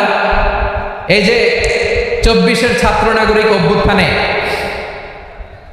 এই অভ্যুত্থান যখন শুরু হয়, আমি তখন সাউথ আফ্রিকাতে একটা স্ট্যাটাস দিয়েছিলাম, কোটা না হয় গোটা দেশ সংস্কার করা লাগবে। শুধু বাংলাদেশ নয়, সারা বিশ্বের বাংলা ভাষাভাষী লোকেরা এই আন্দোলনের সাথে সমর্থন তারা করেছে, এটাকে সাপোর্ট করেছে, তারা সমর্থন দিয়েছে। আমাদের ইউনাইটেড আরব আমিরাতের বাংলাদেশি ভাইয়েরা, তারা সেখানে রাস্তায় নেমে এসেছিল, জানেন? ওইখানে ডেমনস্ট্রেশন করা যায় না, সেখানকার সরকার তাদেরকে যাবজ্জীবন দিয়েছিল। তখন আমাদের এই যে প্রধান উপদেষ্টা ডক্টর মোহাম্মদ ইউনূস সরাসরি G2G বলে এটারে, G2G, government to government, G2G উনি চিঠি লিখলেন যে তাদেরকে, ইউর হাইনেস, হে সম্মানিত আমির, আপনি আমার এই চিঠির কারণে আমার সম্মানে এই 53 জন বাংলাদেশিকে মাফ করে দেন। এই চিঠির বদৌলতে বেকসুর খালাস পেয়ে গিয়েছিল আমাদের ভাইরা, জানেন না এই ঘটনা আপনারা? তাহলে গভর্নমেন্ট টু গভর্নমেন্ট চিঠি দেওয়া হয়। সপ্তম হিজরিতে বিষ্ণু ইসলাম সব সুপার পাওয়ারের কাছে চিঠি দিলেন, রোমান সম্রাটের কাছে, পারস্য অধিপতির কাছে, মিশরের অধিপতির কাছে, সবার কাছে চিঠি লিখলেন। চিঠির ভাষা ছিল এরকম, মিন মুহাম্মাদিন রাসূলিল্লাহ ইলা মুকাওকিস আযীমিল কিবর, মুহাম্মদ রাসূলুল্লাহর পক্ষ থেকে মিশরের বাদশার কাছে, আসলিম তাসলাম, ইসলাম মানে শান্তিতে থাকবা, সালামুন আলা মান ইত্তাবাআল হুদা, শান্তি তার জন্য যে হেদায়েতের অনুসরণ করে। সুবহানাল্লাহ পড়েন। তো এই চিঠি অনেকে ভালোভাবে রিসিভ করেছে, অনেকে এই চিঠি পাওয়ার পরে নবীর কাছে আবার ইন রিটার্ন উপহার পাঠিয়েছে। কি পাঠিয়েছে? উপহার। মিশরের বাদশা মুকাওকিস তিনি বিশ্বনবীকে বিশাল এক উপহারের ডালি পাঠিয়েছেন। মিশরের বাদশা মুকাওকিস ছিলেন ধর্মে খ্রিস্টান। লালমনিরহাটের ভাইয়েরা আওয়াজ করে বলেন, মিশরের বাদশা ধর্মে কি ছিল? খ্রিস্টান। কি উপহার দিয়েছিল আমার নবীকে? শুনতে মনে চায়? আওয়াজ নাই লালমনিরহাটের গলায়, শুনতে মনে চায়? 1000 স্বর্ণ মুদ্রা, 1000 স্বর্ণ মুদ্রা। 2টা খ্রিস্টান দাসী, একজনের নাম মারিয়া বিনতে শামউন আল কিবতিয়া আর একজনের নাম সিরিন বিনতে শামউন আল কিবতিয়া। একজন খ্রিস্টান দাস 20 থান কাপড় জামা বানানোর জন্য, আমরা নবী যেন সেলাই করে জামা বানাতে পারে এজন্য 20 থান কাপড়, 20 থান ফাইন গার্মেন্ট। সুবহানাল্লাহ বলবেন না? এরপরে একটা গাধা যেটার নাম ছিল উফাইর, আর একটা খচ্চর, এটার নাম ছিল দুলদুল। খচ্চর চিনেন? গাধা আর ঘোড়ার ক্রসিং এ যে প্রাণীটা দুনিয়াতে আসে সেটা খচ্চর বলে। তো এই যে সুপার পাওয়ার খ্রিস্টান বাদশার কাছে নবী চিঠি লিখলেন, ওই খ্রিস্টান বাদশা আমার নবীকে উপহার দিল। বিশ্বনবী এই উপহারগুলো সানন্দে গ্রহণ করেছেন। সুবহানাল্লাহ পড়বেন না? তাহলে অমুসলিম কেউ যদি আপনাকে উপহার দেয়, হালাল উপহার হলে আপনি গ্রহণ করতে পারবেন। অনুরূপভাবে পারস্যের বাদশা, রোম সম্রাট বিশ্বনবীকে উপহার পাঠিয়েছেন। আমার নবী সবগুলো উপহার, গিফট গ্রহণ করেছেন। সুবহানাল্লাহ বলেন। তাহলে প্রিয় লালমনিরহাট, আওয়াজ করে বলুন, ইসলাম কি ন্যারো মাইন্ডেড রিলিজিয়ন না ব্রড মাইন্ডেড? আম্মা জান আয়েশার কাছে মাসালা জানতে চায় মেয়েরা, হে আম্মা জান, অগ্নি উপাসকেরা তাদের ঈদের দিন নওরোজের সময় আমাদেরকে পাখি দেয়, নেওয়া যাবে? উনি বললেন, ওরা জবাই করে দিলে নেওয়া যাবে না, কিন্তু ওরা যদি ফল মূল এরকম খাবার দেয় এগুলো নেওয়া যাবে। তার মানে অমুসলিমদের দেয়া উপহার এটা গ্রহণ করা যায়। সুবহানাল্লাহ বলেন। শুধু তাই নয়, বিশ্ব ইসলাম অমুসলিমদের সাথে আর্থিক লেনদেনও করেছেন, ফিনান্সিয়াল ডিলিং করেছেন। অমুসলিমদের সাথে প্রয়োজনে আপনি ফিনান্সিয়াল ডিলিং করতে পারবেন। আমরা প্রায় দেখি বাজারের মিষ্টির দোকানগুলো আমার হিন্দু ভাইদের। লালমনিরহাটে মিষ্টির দোকান, দইয়ের দোকান কারা চালায়? হিন্দুরা চালায়। তারপরে যে বারবার শপ, চুল কাটে যে নাপিত, অধিকাংশ নাপিতের দোকানে কারা? আমার হিন্দু ভাইরা। তা আপনি চুল কাটতে পারবেন কিনা? পারবেন কিনা বলেন? পারবেন। তার দোকান থেকে দই মিষ্টি কিনতে পারবেন কিনা? হ্যাঁ, আমার মুসলিম ভাইয়ের দোকান থাকলে ওইটার আমি বেশি প্রায়োরিটি দেব, ঠিক কিনা?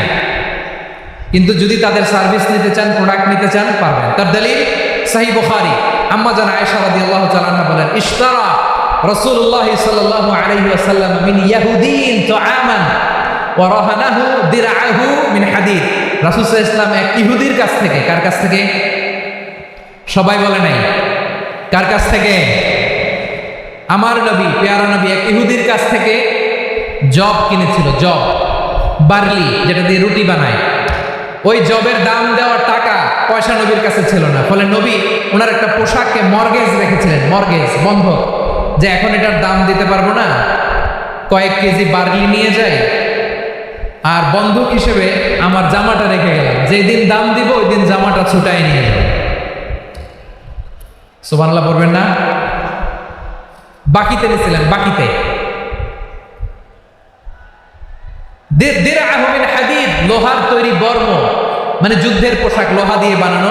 বিশ্বনবী বললেন, কয়েক কেজি জব দাও, টাকাটা পরে দিব, এখন টাকা নাই, বন্ধক হিসেবে মর্গেজ হিসেবে আমার জামা রেখে গেলাম, যখন টাকা দিব জামা ছুটায় নেয়। আওয়াজ করে বলতে হবে সুবহানাল্লাহ। এ থেকে বোঝা গেল অমুসলিমদের সাথে ফিনান্সিয়াল ডিলিং করা যায়, অর্থনৈতিক লেনদেন করা যায়, কেনাবেচা করা যায়, প্রোডাক্ট কেনা যায়। এমনকি আমাদের মসজিদে নববীতে বারান্দায় আপনার একটা অটোমেটিক ফ্লাইং আমব্রেলা দেখছেন? সূর্য যখন বাড়ে মসজিদে নববীর বারান্দায় ইয়ার্ডের মধ্যে অটোমেটিক্যালি কিছু আমব্রেলা আছে, সাঁ করে খুলে যায়, আর সূর্যের তাপ লাগে না। আবার সন্ধ্যাবেলায় এই আমব্রেলাগুলো ওরা ক্লোজ করে ফেলে, দেখেন নাই না? দেখছেন? এই মসজিদে নববীকে সর্বোচ্চ উন্নত মানের কনস্ট্রাকশন ইনফ্রাস্ট্রাকচারে ডেভেলপ করার জন্য কর্তৃপক্ষ কিছু অমুসলিম ইঞ্জিনিয়ারের, ডিজাইনারের সহায়তা নিয়েছিল। সুবহানাল্লাহ বলেন। কোন দলিলের ভিত্তিতে? এই দলিলের ভিত্তিতে যে বিষ্ণু ঈসা ইসলাম অমুসলিমদের সাথেও লেনদেন করেছেন। আওয়াজ করে বলতে হবে আল্লাহু আকবার। শুধু তাই নয়, ইন কেস অফ ইমার্জেন্সি, প্রয়োজনে ইসলামের খাতিরে ইসলামকে সামনের দিকে এগিয়ে নিয়ে যাওয়ার জন্য অমুসলিমদের সাপোর্ট নেওয়া যায় আছে। সুবহানাল্লাহ বলেন। অমুসলিমদের সাপোর্ট নেয়া, তাদের থেকে অর্থ নেয়া, পলিটিক্যাল সাপোর্ট, পলিটিক্যাল অ্যাসাইলাম নেওয়া যায়। আমাদের অনেক বিশ্ববরেণ্য দায়ীরা আমেরিকায় অস্থায়ীভাবে অ্যাসাইলাম নিয়ে থাকে, নিজের দেশে গেলে ফাঁসিতে ঝুলাই দিবে। যুগ যুগ ধরে দায়ীদের উপরে এরকম অত্যাচার আর নির্যাতন আছে না নাই? মিশরের অনেক দায়ীরা পাশ্চাত্যে যেয়ে থাকে। এই যে তারা পলিটিক্যাল অ্যাসাইলাম নিয়ে থাকে, রাজনৈতিক আশ্রয়, এটা জায়েজ আছে না? এটা যে জায়েজ আছে তার প্রমাণ স্বয়ং বিশ্বনবী সাল্লাল্লাহু আলাইহি ওয়াসাল্লাম পলিটিক্যাল সাপোর্ট নিয়েছিলেন অমুসলিমদের কাছ থেকে। সুবহানাল্লাহ। খুব মজাদার একটা ঘটনা শুনবেন, আপনাদের আগ্রহ দেখে তো মনে হয় না শোনার ইচ্ছা আছে? আছে আছে, গলায় জোর আছে। লিল্লাহি তাকবীর, লিল্লাহি তাকবীর, নারে তাকবীর। মাশাআল্লাহ।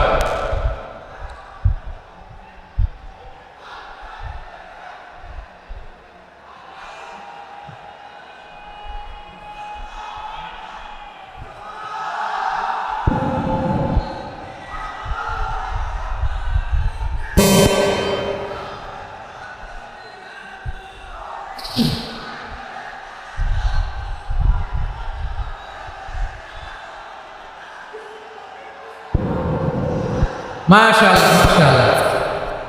থামুন, থামুন আমার ভাইরা। বিশ্বনবীর বয়স তখন প্রায় 51 বছর। কত বছর? বিশ্বনবীর সবচেয়ে কাছের মানুষ খাদিজা রাদিয়াল্লাহু তাআলা আনহা ইন্তেকাল করেছেন। বিশ্বনবী বড্ড কষ্ট পেলেন, হৃদয়টা ভেঙে খান খান। যিনি ঘরের ভেতরে বিশ্বনবীকে সান্ত্বনা দিতেন, ভালোবাসা দিতেন, বাইরে গেলে কুরাইশরা বকাঝকা করে, অত্যাচার করে, কিন্তু আম্মা জান খাদিজা রাদিয়াল্লাহু তাআলা আনহা ঘরটারে এমন শান্তির নীড় বানায় রেখেছেন, এই ঘরের ভিতরে ঢুকলে বিশ্বনবীর কলিজাটা ঠান্ডা হয়ে যেত।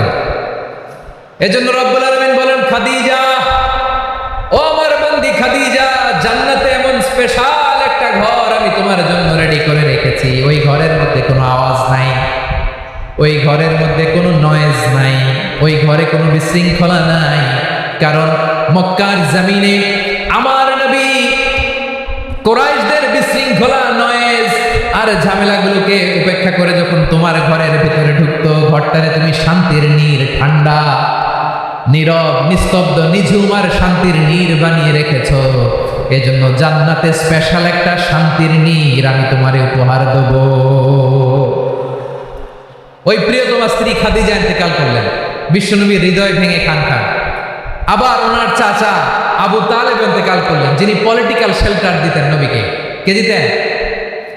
আবু তালেবের ভয়ে, বিশ্বনবীর এই চাচার ভয়ে কোনো মুশরিক নবীর গায়ে হাত দেওয়ার সাহস পায় নাই। এখন স্ত্রীও নাই, চাচাও নাই, নবীকে আশ্রয় দেওয়ার কেউ নাই। নবীর চারদিকে অন্ধকার। নবী এখন কই যাবেন? আমার পেয়ারা নবী নতুন স্টেশন খুঁজতেছেন, নতুন দাওয়াতি প্ল্যাটফর্ম খুঁজতেছেন।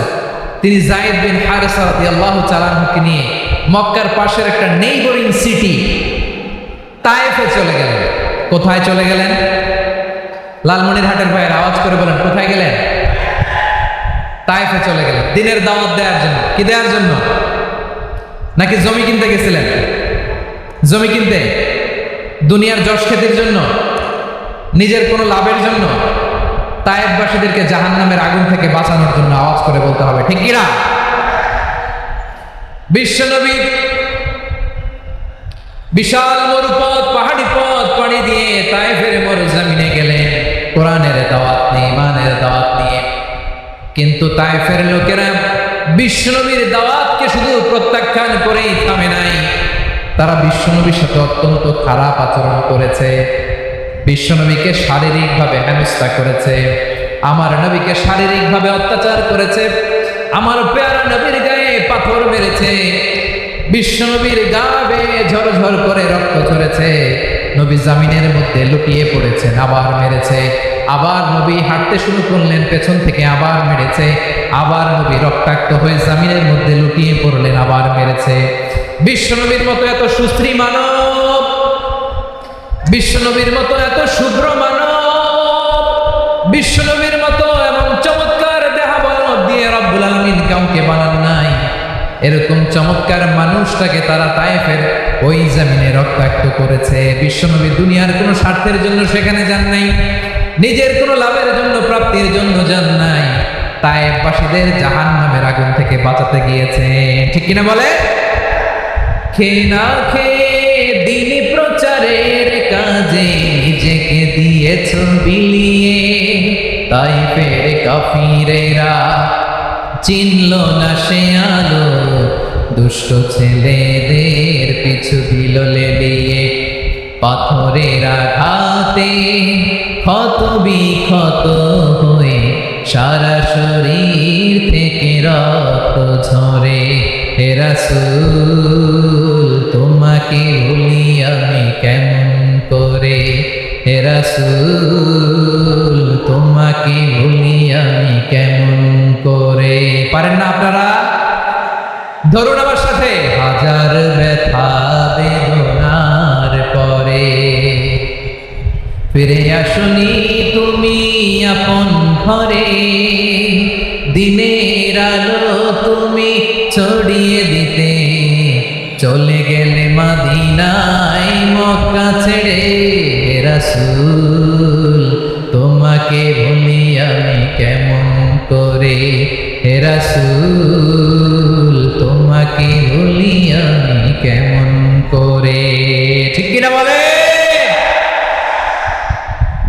প্রিয় ভাইরা, তায়েফের ছেলেরা নবীকে রক্তাক্ত করলো। আমার নবী কই যাবে? কই যাবে? মক্কায় জায়গা নাই, তায়েফে জায়গা নাই। তায়েফ থেকে ভারাক্রান্ত মন নিয়ে আমার নবী মক্কায় ফিরে আসলেন। বিশ্ব নবী মক্কায় ঢুকতে পারেন না। মক্কার মরুভূমির দিকে তাকিয়ে, উপত্যকার দিকে তাকিয়ে বিশ্বনবী ধাঁধার করে কাঁদেন, ঝরঝর করে। নবীর চেহারা মুবারক থেকে চোখের পানিগুলো বেয়ে বেয়ে পড়ে।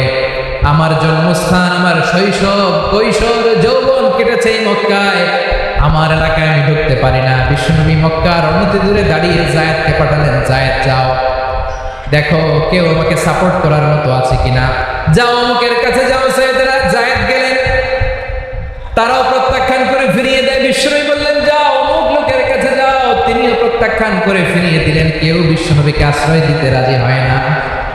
নিজ জন্মভূমিতে বিতাড়িত বিশ্বনবী সর্বশেষ বিশ্বনবী বললেন যাও মুতঈম ইবনে আদির ঘরে যাও। মুতঈম ইবনে আদি মুশরিক, তার কাছে যাও। গেলেন, মুতঈম ইবনে আদি রাজি হয়ে গেল। সুবহানাল্লাহ বলেন। দেখেন অনেক বিপদের সময় আমি নিজে সাক্ষী, সামাজিকভাবে রাজনৈতিকভাবে কত ঝঞ্ঝা, কত ষড়যন্ত্র, কত কনস্পাইরেসি পারি দিয়ে আমাদেরকে সামনে এগিয়ে যেতে হয়। এই শত্রুদের ভেতরেও একজনকে দাঁড় করিয়ে দেয় যে আল্লাহর কোরআনের জন্য রেডি হয়ে যায়। করেন সুবহানাল্লাহ। মুতঈম ইবনে আদি, আল্লাহ তার মনকে নরম করে দিলেন। মুতঈম বলে মুহাম্মদ আমি তোমাকে আশ্রয় দিব। তার দুই ছেলেকে পাঠালেন, যাও খোলা তলোয়ার নিয়ে, স্কট দিয়ে, গার্ড অফ অনার দিয়ে মোহাম্মদকে মক্কায় ঢুকাওয়ার বলো, আমি আমান দেব। আমান কি দিব? আমান মানে সিকিউরিটি, নিরাপত্তা। সিকিউরিটি ছাড়া, আমান দেওয়া ছাড়া কেউ থাকতে পারতো না মক্কায়। দুই ছেলে বিষ্ণু ইসা ইসলামকে নিয়ে আসলো। নবী কাবার চারদিকে তাওয়াফ করলেন, নামাজ পড়লেন। আবু জাহেল, উতবা, শাইবা, ওয়ালিদ ইবনে মুগীরা সবাই দেখে কেউ কিছু করতে পারে না। কারণ মুতঈম ইবনে আদি ঘোষণা দিয়েছেন, আমি মুহাম্মদকে আমান দিয়েছি, মুহাম্মদের গায়ে যেন কেউ স্পর্শ না করে। আওয়াজ করে পড়ুন সুবহানাল্লাহ। নবীর এই বিপদকালে মুহূর্তে মুতঈমের হৃদয়টারে নরম করে দিল কে? আচ্ছা, লালমনিরহাটের ভাইয়েরা বলেন, এই মুতঈম কি মুসলিম ছিল না মুশরিক? সবাই বলতে হবে মুসলিম না মুশরিক। তাহলে মুশরিকের কাছ থেকে নবী পলিটিক্যাল অ্যাসাইলাম, আধুনিক রাষ্ট্রবিজ্ঞানের ভাষায় পলিটিক্যাল অ্যাসাইলাম, যেটাকে বলে রাজনৈতিক আশ্রয়, উনার আমান বা নিরাপত্তার এই ঘোষণায় তিনি মক্কায় ঢুকলেন। যতদিন নিরাপত্তা ছিলেন। মুতঈম যখন মারা গেল, বিষ্ণু ইসলাম হিজরত করে মদিনায় চলে গেলেন। সুবহানাল্লাহ। কিন্তু মুতঈম যে বিশ্বনবীর উপকার করছে এটা বিশ্বনবী ভুলে নাই। আমাদের অনেকে আছে উপকার করার পরে আর খেয়াল থাকে না, খাওয়ার পরে গলা দিয়ে নামলে আর খেয়াল থাকে না। এরকম আছে না নাই? আমার নবী ভুলে নাই। বদরের প্রান্তরে 70 জন কাফেরকে যখন বন্দী করে বিশ্বনবীর সামনে হাঁটু গেড়ে দাঁড় করানো হলো, বসানো হলো, 70 জন কাফের। কয়জন? বিশ্বনবী তাদের দিকে তাকিয়ে বললেন, সহিহ বুখারীর বর্ণনা, লাউ কানাল মুতঈম ইবনে আদি হাইয়ান সুম্মা কাল্লামানি হাউলাইন নাতনা লা তারাকতুহুম লাহু। বদরের প্রান্তরে 70 জন বন্দী কাফিরের দিকে তাকিয়ে আমার নবী বললেন, আজকে মুতঈম ইবনে আদি যদি বেঁচে থাকতো আর তোমাদের 70 জনের ব্যাপারে যদি মুতঈম এক বাক্যে একটা সুপারিশ করতো, তার সম্মানে আজকে তোদের সবাইকে আমি মাফ করে দিতাম। সুবহানাল্লাহ নাই? ওই যে চিল্লাচিল্লি যে কথা বোঝে নাই, কোন জিনিস মিস করছে ওরা নিজেরাও বোঝে নাই। বিশ্বনবী মুতঈমের এই সাহায্যের কথা বলে নাই। 70 জন মুশরিক হাঁটু গেড়ে বসা, নবী চাইলে এখনই এক্সিকিউশন অর্ডার দিতে পারে। তিনি বললেন, আজকে যদি মুতঈম বেঁচে থাকতো আর মুতঈম যদি তোদের জন্য সুপারিশ করতে, এই আবর্জনাগুলোর ব্যাপারে সুপারিশ করতে, আমি মুহূর্তেই তোদেরকে এমনি মাফ করে দিতাম। এবার বলেন, ইসলাম কি ন্যারো মাইন্ডেড না ব্রড মাইন্ডেড? শুধু তাই নয়, যাকে যে সম্মান দেয়া আমার নবী দিতেন, হোক আস্তিক হোক নাস্তিক, হোক মুসলিম হোক অমুসলিম। বিষ্ণু ইসলাম যখন রোমান সম্রাটের কাছে চিঠি লিখেছেন, আমার প্রিয় লালমনিরহাটের ভাইরা, অল্প কয়েক মিনিট কয়েকটা জরুরি কথা বলবো, এদিকে তাকান, এদিকে তাকান। রোমান সম্রাটের কাছে বিশ্বনবী যখন চিঠি লিখলেন মিন মুহাম্মদ রাসূলিল্লাহ ইলা হিরাকলা আযীমের রোম। মুহাম্মদের পক্ষ থেকে হিরাক্লিয়াসের কাছে, যিনি হচ্ছেন আযীমের রোম। এটা নবী নিজ থেকে বানায় লিখছেন, অতিরিক্ত সম্মান দিয়ে। কোন রাষ্ট্রপ্রধান যখন আসে তাদেরকে আমরা কি বলি জানেন? তার নামের শেষে HE এটা লিখতে হয়, H.E. মানে হিজ এক্সেলেন্সি। কি লেখে? হিজ এক্সেলেন্সি অথবা ইউর হাইনেস, ইউর ম্যাজেস্টি। দেখেন, বিশ্বনবী সাল্লাল্লাহু আলাইহি ওয়াসাল্লাম সব নবীদেরও নবী। তিনি একজন মুশরিক খ্রিস্টান সম্রাট রোমান সম্রাটের কাছে চিঠি লিখতে যায়, লিখতেছে, ইলা হিরাকলা আযীমের রোম। হিরাক্লিয়াসের কাছে আমার চিঠি, যিনি রোমের আযীম, হিজ হাইনেস, মানে রোমের অনেক সম্মানিত এক বাহাদুর। আওয়াজ করে বলেন সুবহানাল্লাহ। তার মানে যাকে যে সম্মান দেয়ার এটা বিশ্বনবী দিতেন। এমনকি যে ইহুদিরা ভালো ছিল, এই ইহুদিদেরও প্রশংসা করেছেন বিশ্বনবী মুহাম্মদ রাসূলুল্লাহ সাল্লাল্লাহু আলাইহি ওয়াসাল্লাম। এক ইহুদির প্রশংসা করেছেন বিশ্বনবী। ইহুদি কার? আমি তো আমার ভাইয়ের প্রশংসা করি না, আমি তো এক আলেম আরেক আলেমরে স্পেস দেই না, আমি তো এক দায়ী আরেক দায়ীর সাথে বসতে চাই না। আমার নবী ইহুদির প্রশংসা করে। কার প্রশংসা? ওই ইহুদির নাম ছিল মুখাইরিক। সিরাত গ্রন্থ ঘাটলে পাবেন। তিনি বলেছেন, মুখাইরিক খাইরুল ইয়াহুদ, Mukhayriq is the best of the Jews. জুইশদের মধ্যে সে সবচেয়ে ভালো। কেন প্রশংসা করলেন তার? এর কারণ মদিনা চার্টারে কথা ছিল, সব ধর্মের মুসলিম, মুশরিক, ইহুদিরা মিলে মদিনাকে রক্ষা করবে। কিন্তু তৃতীয় হিজরিতে যখন উহুদের যুদ্ধ শুরু হলো, সবার কথা ছিল, যেই আক্রমণ করে আমরা মদিনাকে বাঁচাবো। কোন শহরকে বাঁচাবো? মদিনাকে। কিন্তু কুরাইশরা যখন অ্যাটাক করলো, ইহুদিরা আর আসে না, ইহুদিরা আর বেরোয় না। বিষ্ণু বললেন, ওহে ইহুদিরা, তোমরা না চুক্তি করলে আমার সাথে যে মদিনা বাঁচাতে সবাই ঝাঁপিয়ে পড়বো, আসো। একটা ইহুদিও বেরোয় না, কেউ আসে না সেদিন, একজন ছাড়া। তার নাম মুখাইরিক। তার নাম কি? মুখাইরিক বাহাদুরের মতো ঘোড়সওয়ার হয়ে বেরিয়ে গেলেন এবং বললেন, গোটা ইহুদি সাম্রাজ্যের একজন যদি না আসে, আমি মুখাইরকে কেউ ঘরে আটকে রাখতে পারবে না।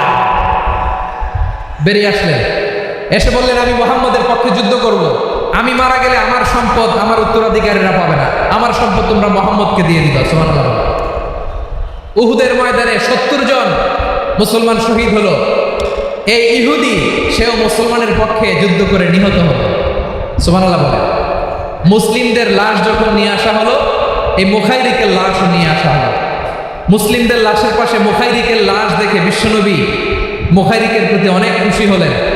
আর বিশ্বনবী খুশি হয়ে বললেন, মুখাইরিক খায়রু ইয়াহুদ, মুখাইরিক যদিও তুমি ইহুদি, তারপরে তুমি সব ইহুদিদের মধ্যে সেরা ইহুদি। পড়েন সুবহানাল্লাহ। আমার নবী ইহুদিকেও সম্মান দিতে কার্পণ্য করে নাই। আওয়াজ করে বলেন আল্লাহু আকবার।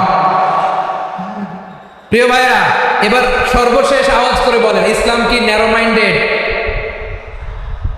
নাকি ব্রড মাইন্ডেড? সবাই বলেন, ন্যারো মাইন্ডেড না ব্রড মাইন্ডেড? এজন্য অমুসলিম হইলে তারা আমাদের শত্রু নয়। শত্রু কারা?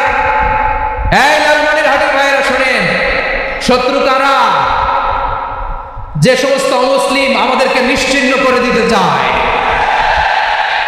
যে সমস্ত অমুসলিম আমাদের ভূখণ্ড থেকে আমাদেরকে তাড়িয়ে দিতে চায়, যে সমস্ত অমুসলিম আমার ধর্ম নিয়ে তুচ্ছতাচ্ছিল্য করে চিল্লায় বলেন ঠিক কিনা, তারা আমাদের শত্রু। সাধারণ অমুসলিমরা আমার শত্রু নয়। এই যে হিন্দুরা থাকে, এরা আমার ভাই, বৌদ্ধরা আমার ভাই, খ্রিস্টানরা আমার ভাই, ইহুদিরা আমার ভাই। তারা দিনই ভাই নয়, তারা মায়ের পেটের ভাই নয়, তারা মানবিক দিক থেকে ভাই। ও মানুষ, আমিও মানুষ। ইসলাম মানুষকে সম্মান করে, চিল্লায় বলো ঠিক কিনা। যারা আমাদের অস্তিত্বকে নিশ্চিহ্ন করতে চায়, যারা আমাদের ভূখণ্ডকে দখল করতে চায়, যারা আমাদেরকে নিয়ে মকারি করে, ফান করে, টিটকারি করে, আমার ধর্ম নিয়ে খেলা করে, তাচ্ছিল্য করে, ওদের বিরুদ্ধে আমাদের জিহাদ। সাধারণ মুসলিম আমাদের শত্রু নয়। আপনি জানেন নিউ ইয়র্কে, আমি তো নিউ ইয়র্কে ছিলাম অনেকদিন, ওখানে ফিলিস্তিনিদের পক্ষে যখন আমরা মিছিল করেছি, অনেক ইহুদি আমাদের সাথে মিছিলে দাঁড়িয়েছে। কারণ ওরাও জানে এই ভূখণ্ড ফিলিস্তিনিদের ভূখণ্ড। আওয়াজ করে বলো লালমনির হাট ঠিক কিনা। ইসরায়েলের রাজধানী তেল আবিবে অনেক ইহুদিরা বেঞ্জামিন নেতানিয়াহু তার বিরুদ্ধে মিছিল করেছে। তো তারা কি আমাদের শত্রু? না। অনেক খ্রিস্টান আমাদের সাথে আমাদের স্বার্থ রক্ষায় আমাদের পাশে দাঁড়িয়েছে। খেয়াল রাখবেন, হিন্দু আর হিন্দুত্ববাদ এক নয়, ইহুদি ধর্ম আর জায়নিজম এক নয়। জায়নিজমের বিরুদ্ধে আমাদের সংগ্রাম, আমাদের জেহাদ, চিল্লায় বলেন ঠিক কিনা। এই যে ফিলিস্তিনের ভাইরা, তারা তাদের স্বাধীনতা সংগ্রামের জন্য লড়াই করছে, করে যাচ্ছে, আমরা এটাকে সমর্থন জানাই, চিল্লায় বলেন ঠিক কিনা। কাশ্মীরের ভাইরা স্বাধীনতার জন্য সংগ্রাম করছে, আমরা সেই সংগ্রামকে সমর্থন জানাই, আওয়াজ করে বলেন ঠিক কিনা। যারাই আমাদের ইসলামকে নিশ্চিহ্ন করতে চায়, তাদের বিরুদ্ধে আমাদের সংগ্রাম, আওয়াজ করে বলতে হবে ঠিক কিনা। ওই সমস্ত দুর্বৃত্তদের সাথে আমাদের কোনো সম্পর্ক নাই। আমরা যদি ঐক্যবদ্ধ থাকতে পারি, ওই দুর্বৃত্তরা চান্স পাবে না। আমরা ঐক্যবদ্ধ থাকতে রাজি আছি। লালমনির হাটের ভাইরা, আমরা ঐক্যবদ্ধ থাকলে ওই দুর্বৃত্তদের কালো হাত ভেঙে দিতে আমাদের সময় লাগবে না। তাদের কালো হাত ভেঙে দিতে রাজি আছে মুসলমান? কারা কারা রাজি? তো হাত তুলে দেখা।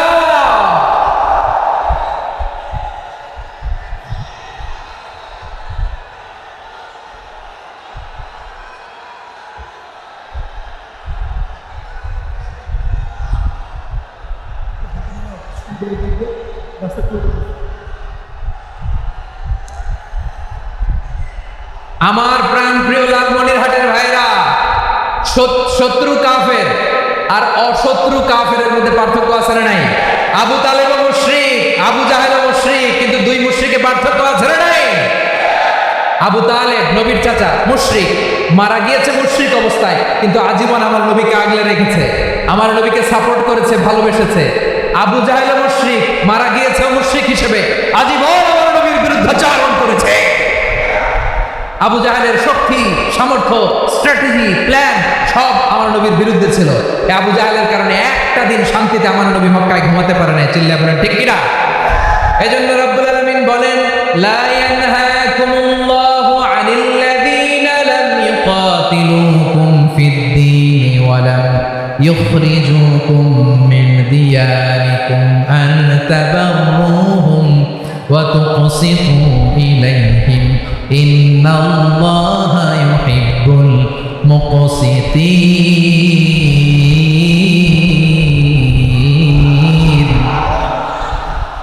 আল্লাহ বলে গোলামেরা শোনো শোনো, যে সমস্ত অমুসলিম তোমাদের সাথে ধর্মযুদ্ধে লিপ্ত হয় না, তোমাদের বিরুদ্ধে যে সমস্ত অমুসলিম অস্ত্র ধরে না, যে সমস্ত অমুসলিম তোমাদেরকে তোমাদের জন্মস্থান থেকে ভূখণ্ড থেকে তাড়িয়ে দেয় না, তাদের সাথে ভালো আচরণ করতে আমি আল্লাহ নিষেধ করি নাই। তাদের সাথে সদাচরণে কোনো নিষেধাজ্ঞা নাই, বরং তাদের সাথে সদাচরণ করো, এটাই আমি আল্লাহ চাই। তাহলে আমার যে অমুসলিমরা আমাদের সাথে শত্রুতা করে না, তুচ্ছতাচ্ছিল্য করে না, আমাদের ভূমি থেকে আমাদেরকে উচ্ছেদ করতে চায় না, আমাদের বিরুদ্ধে অস্ত্র ধরে না, ওই অমুসলিম ভাইদের সাথে আমাদের কোনো দ্বন্দ্ব আছে, কোনো বিরোধ আছে? বরং আছে ভালোবাসা। বরং আছে কি? এই ভালোবাসা দিয়েই আমরা বিশ্ব জয় করবো। রাজি আছে মুসলমান? আমাদের পুঁজি ভালোবাসা। আমাদের পুঁজি কি? এবার আওয়াজ করে বলেন আমার এই পুরো আলোচনা থেকে, the religious coexistence, peaceful coexistence, শান্তিপূর্ণ সহাবস্থান, কমিউনাল হারমোনি, এই সাম্প্রদায়িক সম্প্রীতি, এই আলোচনা থেকে কি বুঝলেন? ইসলাম কি ন্যারো মাইন্ডেড না ব্রড মাইন্ডেড? এই ব্রড মাইন্ডেড হৃদয় নিয়ে ভালোবাসা দিয়ে আমরা বিশ্ব জয় করতে চাই। রাজি আছেন? আল্লাহ কবুল করুক। আমরা সবাই পড়ি আমিন।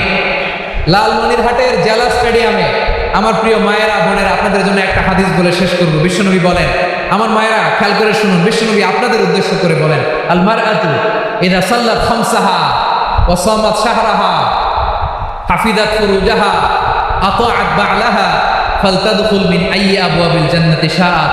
বিশ্বনবী বলেন, ও রমণীরা, ও নারীরা, যে সমস্ত নারী এই চারটা কাজ করবে, এই চারটা কাজের গ্যারান্টি দিবে, তাদেরকে জান্নাতের 8টা দরজার গ্যারান্টি দেয়া হবে। কি চারটা কাজ? 1 নম্বর, আল মারআতু ইযা সাল্লাত খামসাহা, যে নারী 5 ওয়াক্ত নামাজ পড়ে। কি করে? জেলা স্টেডিয়ামে অবস্থানরত আমার নারীরা বোনেরা, বিশ্বনবী আপনাদেরকে 4টা কাজের কথা বলেছেন, খুব বেশি না। 4টা করলে 8 জান্নাতের দরজা সব খোলা। কোনটা দিয়ে যাবে? যেটা দিয়ে মনে চায়। 1 নাম্বার 5 ওয়াক্ত নামাজ। আমার বোনেরা জোহরের নামাজ পড়তে পড়তে এটা আসরে নিয়ে যায়, আসর পড়তে পড়তে এটা মাগরিবে নিয়ে যায়। এরকম আসরে নাই? লালমনিরহাটে হয়তো নাই। আমার বোনেরা এটা করবেন না। ইন্নাস সালাতা কানাত আলাল মুমিনিনা কিতাবাম মাওকুতা, সময় মতো করবেন। সামাত শাহরা, রমাদানের রোজাগুলো রাখবেন। হাফিজাত ফুরুজাহা, যে নারী তার চরিত্রকে হেফাজত করে, তার প্রাইভেট হেফাজত করে, তার লজ্জাস্থান হেফাজত করে। ও মায়েরা, আপনার এই গর্ভ যে কত দামি আপনি জানেন না। আপনার এই গর্ভ থেকে জন্মাবে আগামী সালাহুদ্দিন আল আইয়ুবী। আপনার গর্ভ থেকেই জন্মাবে ইমাম আল মাহদি আল মুনতাদা। আপনার পেট থেকে জন্মাবে আবু সাইদের মতো বীর সৈনিক। আপনার পেট থেকে জন্মাবে মুগ্ধের মতো বীর মুজাহিদ। আপনি জানেন না কে আসবে আপনার পেট থেকে। সময়টাকে কাজে লাগান, ইসলামকে বোঝেন, মানেন, আমাদের ইসলামিক লেকচারগুলো শোনেন। আমরা যে বার্তাগুলো, ইনস্ট্রাকশনগুলো, দিক নির্দেশনাগুলো আপনাদের খেদমতে রাখি, এগুলো মেনে চলুন। আপনিই পারেন আপনার ঘরটাকে জান্নাতের টুকরা বানাতে। একটা family, it's a very big institution and you are the MD, the managing director of this institution. চিল্লায় বলেন ঠিক কিনা? চাইলেই পারেন ঘরটাকে জান্নাতের টুকরা বানাতে। 5 ওয়াক্ত সালাত, রমাদানের রোজা, নিজের চরিত্রের হেফাজত, ও আতাআত বা'লাহা, স্বামীর আনুগত্য। এটাতে অনেকে ভুল করে থাকে। হায় রে আমার বোনেরা, স্বামীর আনুগত্যকে এটা নিজের অপমান মনে করবেন না। আপনার স্বামী আপনার সবচেয়ে বড় গার্ডিয়ান, তিনি আপনার সবচেয়ে ভালো চায়। নারী কখনো গার্ডিয়ানশিপের বাইরে থাকতে পারে না। হয় আপনি বাবার গার্ডিয়ানশিপের ভেতরে, বা আপনার থাকলে ভাই আপনার গার্ডিয়ান, ভাই না থাকলে চাচা গার্ডিয়ান, বিয়ের পরে আপনার স্বামী আপনার গার্ডিয়ান। শরিয়া সম্মত স্বামীর আদেশগুলো আপনি মেনে চলবেন, কিন্তু শরিয়া বিরুদ্ধ কোনো আদেশ মানতে আপনি বাধ্য নয়। আওয়াজ করে বলুন সবাই ঠিক কিনা? এই 4টা কাজ যদি কোনো নারী করে, বিশ্বনবী বলেন জান্নাতের 8টা দরজা খোলা। তোমার যেটা দিয়ে মনে চায় সেটা দিয়ে জান্নাতে তুমি এন্ট্রি নিতে পারবা। আমরা এখানে লালমনিরহাটের সোহরাওয়ার্দী ময়দানে আজকে যেন একত্রিত হতে পারলাম, আল্লাহর জান্নাতের জন্য একত্রিত হতে পারে। আল্লাহ তুমি তৌফিক দান করো। আল্লাহ আমার এই কলিজার টুকরা যুবক ভাইদেরকে তুমি ওমরে ফারুকের মতো কবুল করো। জেলা স্টেডিয়ামে অবস্থানরত আমার মা বোনদেরকে তুমি ফাতেমার মতো, খাদিজার মতো কবুল করো। আমাদের কলিজার টুকরা সন্তানদেরকে তুমি সালাউদ্দিন আল আইয়ুবীর মতো কবুল করো। এই যে ইসলামিক সোসাইটি লালমনিরহাটকে আল্লাহ তুমি কবুল করো। আল্লাহ যে কথাগুলো বললাম এগুলো প্রথমে আমাকে, আমার সব ভাইদেরকে আমল করার তৌফিক দান করো।